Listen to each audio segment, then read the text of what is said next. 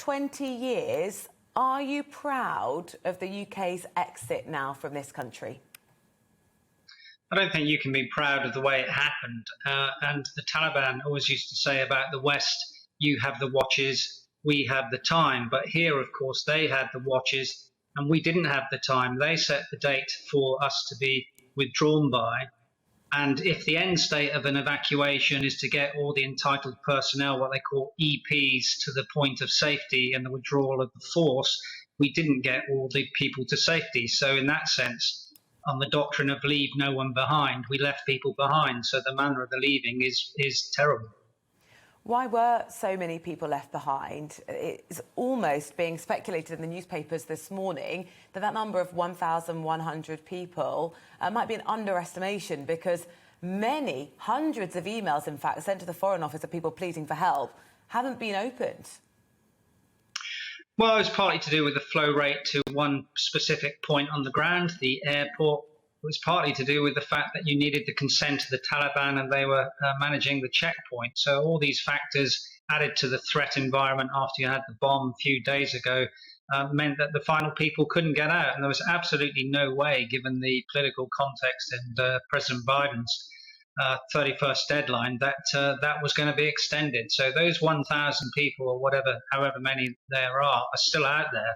That doesn't mean they're necessarily unsafe. There was some sort of agreement potentially yesterday with Ambassador Khalizad, who was the American who negotiated the Doha agreement, that these people would still be allowed to go, whether that's through land routes through Pakistan or through sovereign flights from the 1st of September, because from that day, Afghanistan and the Taliban will own that airport.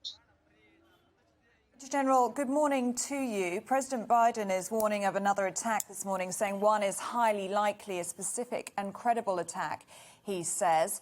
Do we think this could be from ISIS-K again, or do we have any intel on who else could be operating there? What threat is still posed there? Well, firstly, you need to understand what highly likely means in this context. And in probability yardsticks, that is an 80 to 90% chance of an attack. That is very, very high. I don't think it will be an attack by the Taliban, who have been, liaising with the Americans. So it is likely to be IS-K.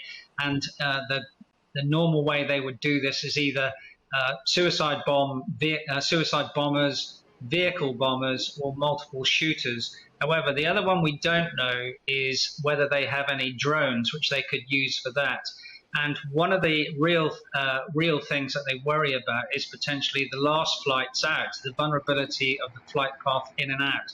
And I'll almost guarantee that Kabul airport at the moment is the most surveilled place in the world. And so the Americans will have satellites in geosynchronous orbits across Kabul airfield, and they'll also have Reaper drones. Now, this will be really the first artificial intelligence-enabled withdrawal which the Americans do.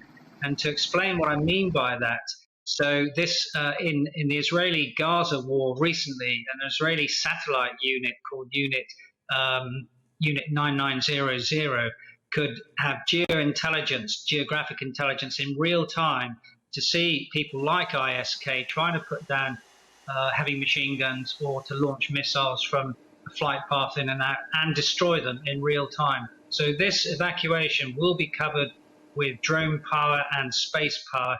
It's that space power and drone power which takes you back to the future of what we saw with the strike on IS-K in Nangarhar province a couple of days ago.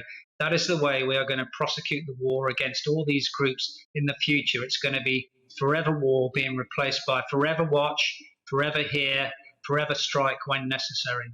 So do you think that will be Biden's strategy? If they think an attack is imminent, what capacity they actually have to try and either protect people from that or retaliate?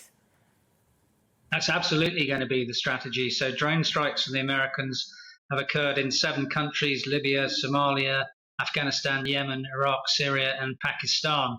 And after 9/11, this is not 20 years ago. The intelligence community is completely different than this. So after 9/11, the NSA, that's the National Security Agency, had this mantra of never again. So in terms of emails and cell phones, the Taliban or IS-K have to use the same servers, ISP providers as everyone else. So the mantra is collect it all, know it all, and exploit it all. And through that intelligence exploitation and the global strike capability of the Americans, that is the way this war will be prosecuted in the future.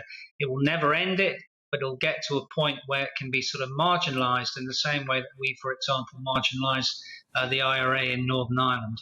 But how much can we trust our intelligence gathering? Because, you know, when we pulled out of Afghanistan, the sort of universal statements from all the MPs here in the UK was that we had no idea they would be able to take power so fast, criticising our ability to actually get accurate intel of what's going on the ground.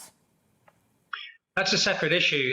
If the American general, who was obviously in a NATO position 3 years ago, said that the Afghan army were providing the power, NATO were providing the training and support, and the Afghan people were providing the will.